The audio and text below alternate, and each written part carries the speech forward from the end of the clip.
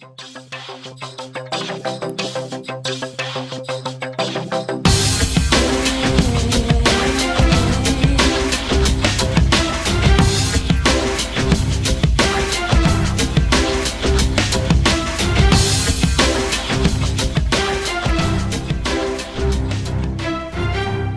to the CareerMetis Podcast. I am your host, Nisar Ahmed. I am the founder and editor of the blog CareerMetis.com. And this is episode 31 of the CareerMetis Podcast. And this episode is part of the Career Expert series. And for today's episode, I am speaking with Adrian Aguilar from inspiredbyadrian.com. And Adrian is also the host of the Letsplore Podcast. Adrian, welcome to the podcast. Hey, thanks for having me on, Asar. It's a pleasure. Before we begin, and I wanted to get into some questions about your experience, some of the cool things you have done online in terms of your business. I wanted to ask yourself, your introduction. So please, for the benefit of the audience, if you can introduce yourself, that'll get us to a great start. Yeah, sure. So what I do is I help people find meaningful work. So I do that through career coaching and also through my podcast, as you mentioned. Letsplore helps millennials figure out what they want to do with their lives as it relates to passion, self-improvement, and mindset. So it's as it relates to personal development, and the podcast provides actionable advice that can be implemented right away. Perfect. And I wanted to dig into that deeper because you are a prime example of what you preach. I wanted to ask you more questions on that. One introductory question I have is, where are you calling from? Which city? I am in San Diego, California, in the United States.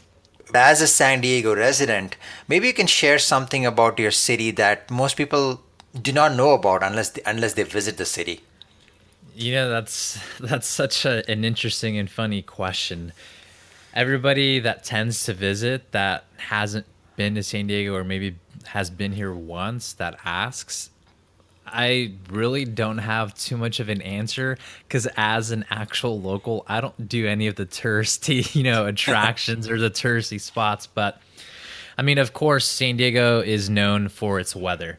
I kid you not. I mean, it rains 5-6 days out of the year, and at most when it's cold it's like 60 degrees Fahrenheit. I mean, I think it might be Celsius in Canada, but for us, like, we're freezing when it's 60 degrees. Like, you see people wearing Ugg boots and coats and scarves and beanies. But there's a lot to San Diego. I mean, the biggest thing, San Diego Zoo and the ocean.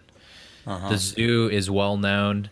It's one of our main attractions. You also have the ocean. Mission Beach is one of its well-known attractions and beach. And there's also something that's called, I believe it's called Flow Rider, but it's a simulated wave. Like, they literally pump water that is an artificial wave that people just literally surf in place.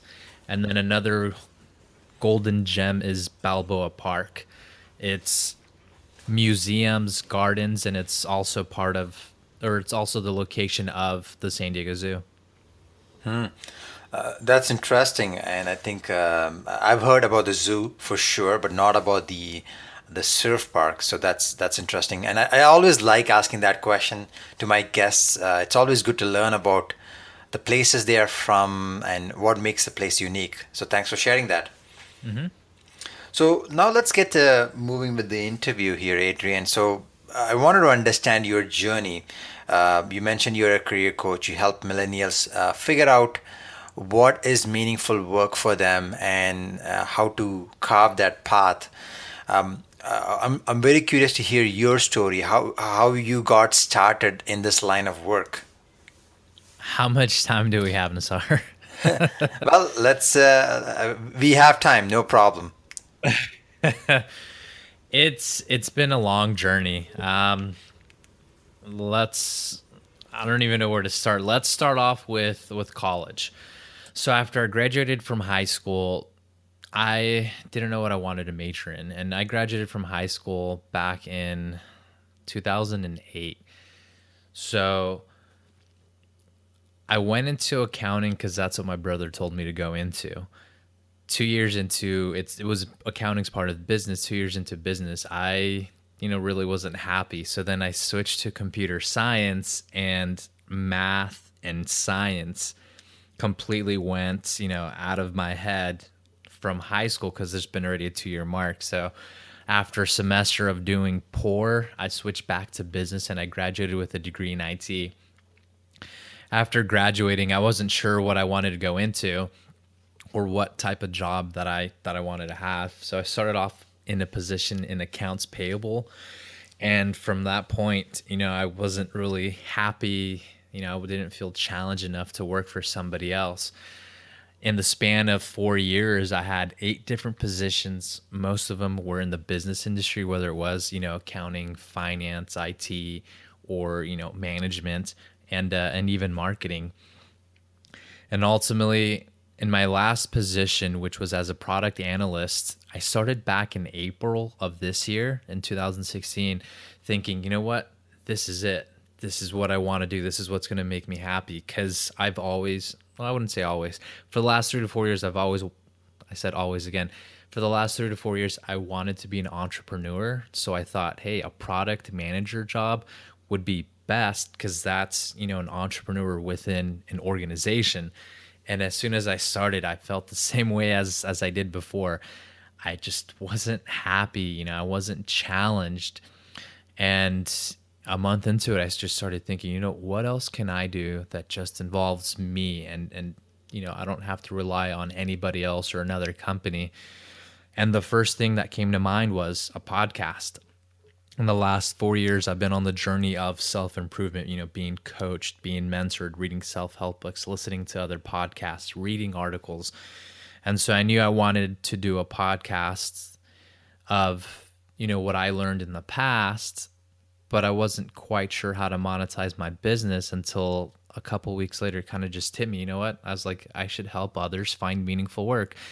I've been able to look for work, interview, and also negotiate for the last 4 years, jumping into 8 different positions. So after 3 months of my last position, I quit. So I literally started, I believe it was like April 1st, and my last day was June 30th. But I just literally jumped ship and said, you know what? I'm done. I want to pursue my own dreams. I want to make my own dreams a reality. Let's get this going. Let's start my own business. And, I wasn't 100% sure of where to begin, how to do it, but I knew I had the drive, the ambition, the time to actually make something out of essentially nothing. And, I'm 3.5 months into entrepreneurship in my own business, and it's been the best decision of my life. I love meeting others who are just as ambitious, who have the same drive. But it's also a great feeling. It's so awesome to help others find meaningful work, whether it's through career coaching or, listeners of my podcast. Thanks for sharing the journey. I'm always fascinated about my guest's journey, where they started, how they got here. It tells a lot about some of the challenges they have done and some of the introspection that led to where they are today. So one thing I do want from your story, one thing I do want to say, I commend you, I congratulate you for taking the leap into entrepreneurship and doing it full time. I can say a lot of people are not comfortable doing what he just did. So that takes a lot of courage, a lot of balls, and myself included, I'm very much in awe about people who do that. So congratulations. I think that's a great, it tells a lot about a person when they do that. So congrats on that. Thanks. I appreciate it. And I actually just released an article about, just explaining my journey. But, I started off with, I wrote it a couple weeks ago. I can't think about it, but it's something along the lines of, any sane person will tell you to quit your job once your side hustle is making more money than your full-time job. I, on the other hand, took a risk and I just quit. So it's not for everybody. There's only a few people that would probably ever do that, and I'm one of those. But to be honest, I really wouldn't recommend it to anybody else just to jump ship and go straight into entrepreneurship. I recommend to transition into entrepreneurship. After work, on weekends, when you have free time, focus on building your business, expand it. Once you start, monetizing it and the momentum gets rolling, then of course, quit your full-time job. Yeah, that's sound advice because and that just pivots into my next question. You mentioned a few times, even in your introductions, even as you were talking about your journey, the whole concept of meaningful work, and that's a very interesting term, meaningful work. What do you mean by that? Like, when does one find meaningful work? The advice where people say pursue your passion or find your dream job, I really don't think that exists. I, on the other hand, just like to find work that's going to make me happy. As life evolves, so will your work, your interests, your hobbies, your quote unquote passions, they change. I mean, when I was younger, right, I wanted to become a soccer player. Then I wanted to become a teacher. And then I wanted to become a lawyer, even though I never even knew what those positions entail. And then in college, it was kind of funny. I was an extreme athlete. I mean, I tried any and every extreme sport. And for a while, I thought, you know what? I want to pursue becoming a race car driver. I want to be a rally car driver. And then I got into skydiving and I said, you know what? I want to become a professional skydiver. I want to get sponsored and get paid to do what I love. And then, of course, if I were to ever pursue, say, like skydiving or rally car driving, I just started thinking, how much time, how much money, how much effort is it going to take for me to actually succeed in those types of fields? And it's kind of nearly impossible. I like to take calculated risks. When people say, hey, I want to become an astronaut, well, is it likely that you'll become an astronaut even if you work really hard? So ultimately, I started thinking, what about if I can just do something even in the industry, right? Maybe work at like a skydiving school or be on some sort of like rally car, team. But then ultimately it transitioned into just entrepreneurship and pursuing my own business because it has the same parallel, right? You're taking risks when you go do extreme sports. But in my situation, it was calculated risks. So I use that in entrepreneurship. But meaningful work entails that you're happy going to work, that I would not necessarily love your job, but that you like your job. You get up every morning and you're actually excited to go to work, not miserable. I read a quote or an image from Gary Vee the other day, and he said, if you're living for the weekend, your system's broken. Fix it. So, yeah, I'm just trying to help people essentially. I mean, long answer short, find work that they'll be happy with. And just to add to what he just said, along with the Gary Vee comment, is the type of work you're talking about is not the work where you need an escape, like a weekend or a vacation, but that you're happy to do no matter how long. Yeah, I agree. And then, I mean, in my case, right, I'm working Friday, Saturday nights, and all throughout the weekend, where people are usually just relaxing, lounging, drinking, partying, whatever the case is. Yeah, I think that's a great analogy, great example, because for you, work is joy, and for the other examples you have given, they do the other things because they're not necessarily happy with the work. So I think that's a good. It's like the whole old school adage called labor of love, right? So you enjoy what you do, that you just love doing it, no matter what the time of the day, what time, what date, what weekend. So that's great. So to summarize, that's exactly what you mean by meaningful work, something that makes you happy and fulfilled. Yeah, I mean, ultimately, I mean, what's that saying? I don't know. I'm probably gonna get it wrong, but what is it called? If you love your work, or if you love what you do, you'll never work a day in your life. Meaning, right, you can just do it anywhere at any time, and it's not even considered work because it's what you actually love doing. Okay, perfect. So this is a good. My next question flows naturally with what he just mentioned. So you mentioned you're a career coach. So the people who approach you for help, what are the biggest challenges they have? Is it mindset? Is it the position or the place they are? What is preventing them from today to get to meaningful work?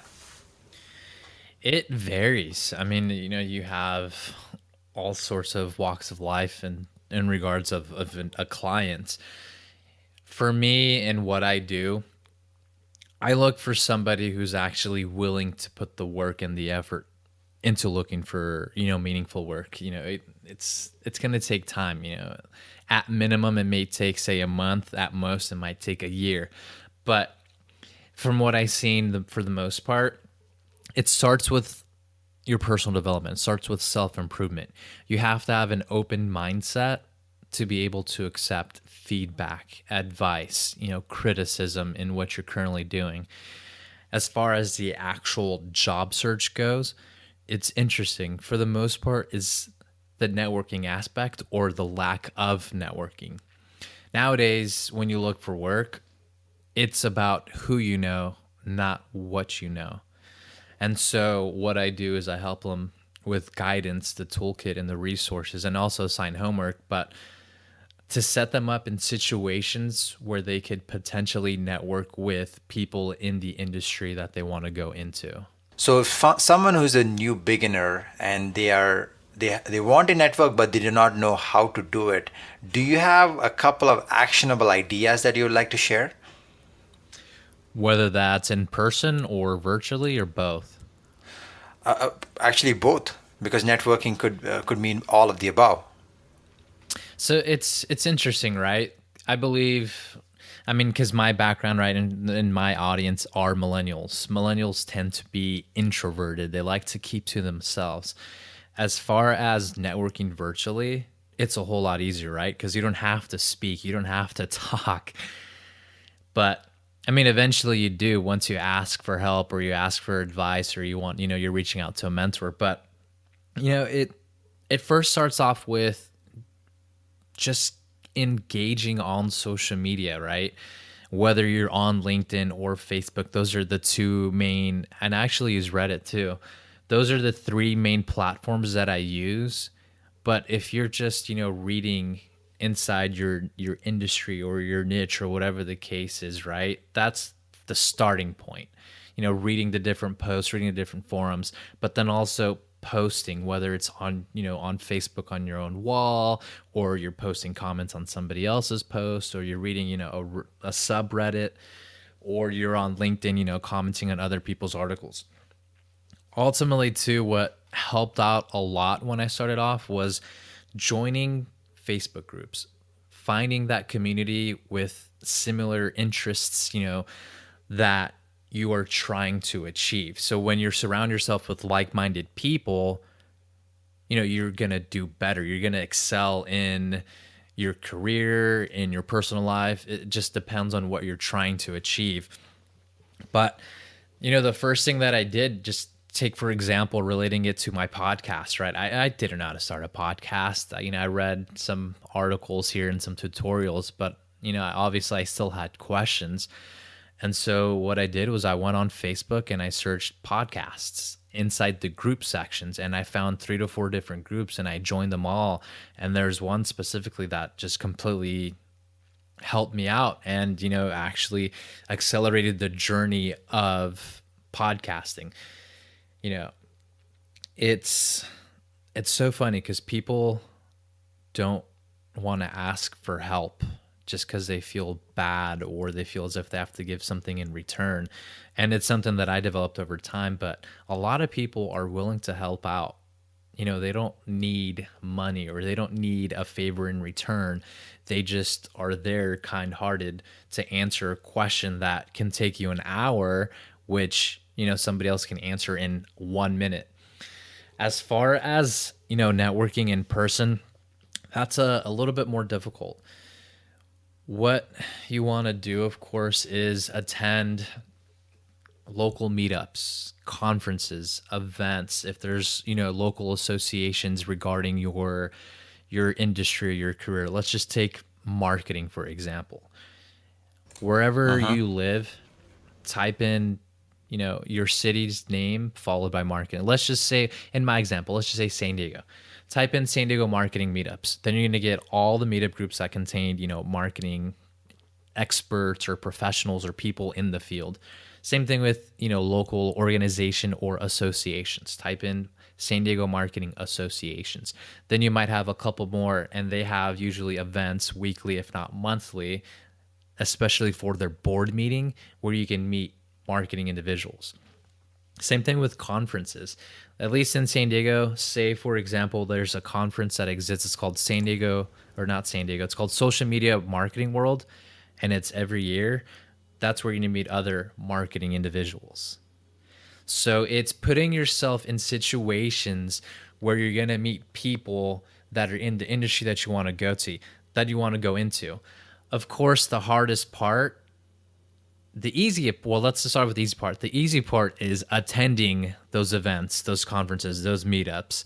The hardest part is, of course, once you're there, is talking to people. I recommend, if you're starting off, if you're anxious, if you're, shy, if you're reserved and you really you don't do well talking with other people, bring somebody along, somebody that, like a friend or somebody that you find comforted, because at least you both can do it together, and it'll be easier to, approach somebody who's by themselves or a group of people.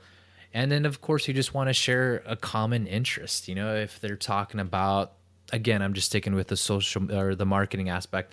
If they're talking about Facebook Live or Facebook ads, go in, into the conversation and bring something to the table. Bring up a story of, an experience that you had with Facebook Live or Facebook ads. And then from there, you'll get to know each other. But it starts off with a simple hello. After saying the hello, that's where the conversation could literally go anywhere. You just have to be willing to step out of your comfort zone. And as I say, get comfortable being uncomfortable. Of course, the first few times you do it, it's going to be hard. It's going to be difficult. It might be nerve-wracking. But over time, just like anything else, it takes practice. Just keep on going out, meet new people. Even in your everyday life, if you're going grocery shopping, whatever the case is, smile to people, say hi to people. Then they're going to actually, feel great. They're going to smile back. They're going to say hi back. And all you did was, say it. All you did was say one word that took 2 seconds, but that brings happiness and joy to their life, but also your life. If I can summarize very quickly, or like a very quick, what you just mentioned is the most important thing is showing up, and the second thing is being consistent. Of course, as you said, and you were being upfront and honest, it is uncomfortable, and that's perhaps perhaps the main reason a lot of people do not actually involve in networking. But if you consistently do something, it eventually becomes second nature. Okay, that's perfect. So you talked about networking. The next question I wanted to ask you, I think you have done this very well, is branding, personal branding. No matter if you start a business or if you're looking to get a new job or a new career, personal branding is becoming, it's very popular. You cannot go a day by when you don't read about personal branding. What is your take on personal branding, and what are some of the things people can do to improve their personal brand? I think it's necessary. Nowadays, and where the economy's taking us, where the world's taking us, I think it's 100% necessary to brand yourself. It doesn't matter, right, whether you're an entrepreneur, you're starting your own business, or you're in the career, and you're in a career and inside the workforce and you're trying to, move up. But, it's funny, when I started off using social media, and this was years ago, right, I was very personal. I didn't like adding people that I didn't know. I only added friends and family. I would never post about my actual personal life. And in fact, I don't think I'd ever really post at all. And it wasn't until the idea of, I want to start my own business, did I start realizing, you know what? I have to be known. Like I have to actually post consistently. People need to get to know me and see my name, But as far as personal branding, I mean, there's so many places you can start. Again, depending on what you're trying to achieve, you can post on different platforms. Of course, you have all the social media out there. Facebook, Instagram, Twitter, LinkedIn, Snapchat, YouTube. Even then, you have Reddit, Pinterest. There's so many platforms out there. But tying it into, say, what I do, the main places that I post are Facebook, LinkedIn, and Reddit, because most people hang out there. I follow threads that are in my niche. But ultimately, I think even with personal branding and even in just general life, what it's about is providing value. You never expect anything in return. It's just you want to provide value. You want to help others as much as you can. And ultimately, it'll just come back to you. There's a quote, I think it's Zig Ziglar, but he says, if you help enough people get what they want, you'll ultimately get what you want. And that's what I do. I help others in questions that they ask when they need help in, the areas that I know. And ultimately it gives me, it gets me known. And the more I post, the more people know about me. But then they also, share my advice or share my articles or, share my social media pages, which is great. But if you want to actually start with personal branding and building one, first place, ultimately, I think is LinkedIn, right? Whether you are, like I said, in the workforce or you are in entrepreneurship, get a LinkedIn account. Everybody wants, every quote unquote business professional is on LinkedIn. Then from there, you can build out other social media if that's what you like to do, right? If you like to take pictures, do Instagram. If you like to send short messages, do Twitter. Facebook, I think just is kind of like all of it. It's an Instagram, it's a Twitter combined. But, say for example, in my case, I want to build a personal brand. So I'm actually getting in front of the camera more. I'm doing Facebook Live videos. I'm doing Snapchat videos and pictures. But it's about essentially being consistent on providing value, but also posting on whichever platform you're on a consistent basis, so people get to see your name, get to hear what you say, and take in whatever advice or articles that you share. So one of the things as you were saying, I was listening, you mentioned the concept of adding value. So it's also about posting content or sharing content that is valuable to others. And I think that's one of the things that's a mistake a lot of the people using social media such as Facebook do, is there's a lot of content not necessarily value added. I mean, as you all know, as you probably have seen, Facebook is used for sharing a lot of personal information, complaining and all that. But if you switch the gear and make it more of a value add, that helps you with your personal brand. Did I understand that correct? Yeah, it does. I mean, that's what I started off, right? I didn't just create Facebook Live videos or had posts that said, hey, go read my blog, or hey, go listen to my podcast. You know, I came off with, how can I help you, or how can I be a service to you? And once people resonated with that, you're seen more as, you know, a friend than just somebody asking for something. So if you start off by providing value, you'll ultimately get what you want people to do. And that's whether, you know, they want to check out your website, they want to purchase a service, they want to purchase a product that you have, whatever the case is, you always have to provide value first. Yeah, and I totally agree. The more value they get, the more they come back to you. For example, you dropped in Gary V's name, Gary Vaynerchuk's name in here. He adds a lot of value by sharing a lot of great content. And I mean, I've read all his books.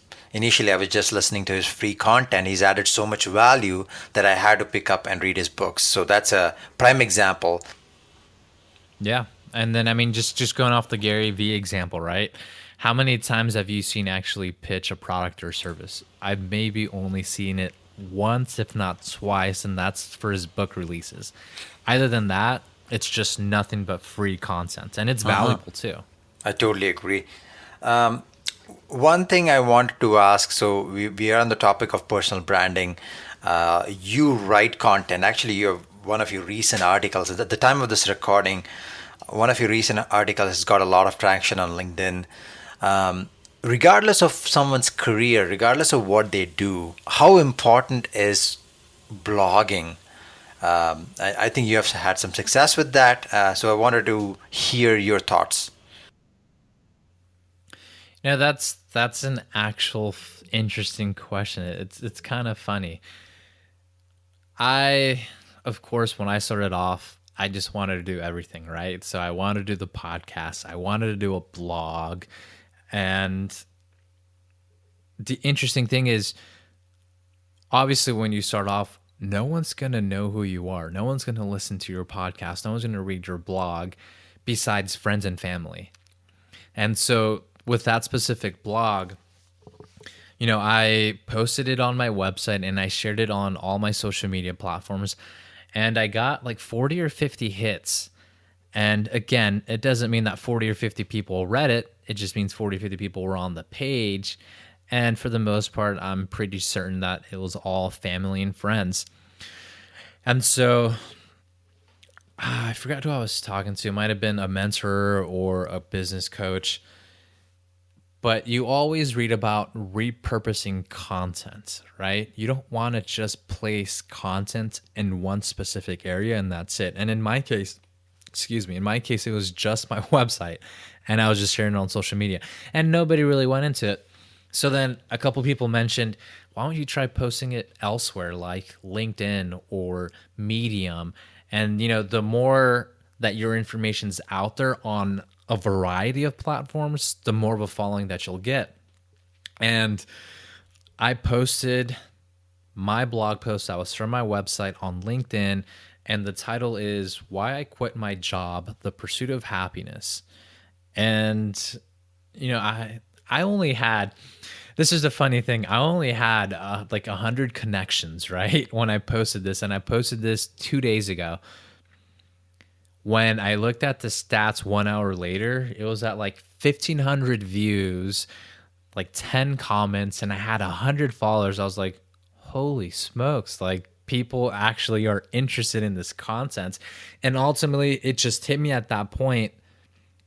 You have to place your content where people are more likely to read it. And what I mean by that, right? Because I'm a career coach and I wrote about why I quit my job to pursue happiness. What is LinkedIn, right? LinkedIn is a social network of professionals, people who work, people who are looking for new jobs. So it was the right audience to post to, and it just became a hit. So if you want to write, to a specific audience, even just throwing a random example out there, right? If you consider yourself a geek or, a movie buff, then post on like a Star Wars forum or a movie forum. And then, of course, in that case, you're going to get more traction, people who are actually interested in your content than if, say, you were just to post on your Facebook wall.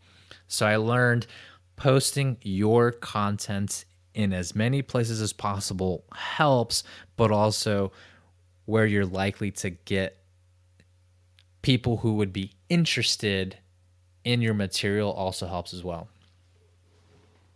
Perfect. Thanks for sharing that success story. It's good to see because I saw that article on LinkedIn. It's well written.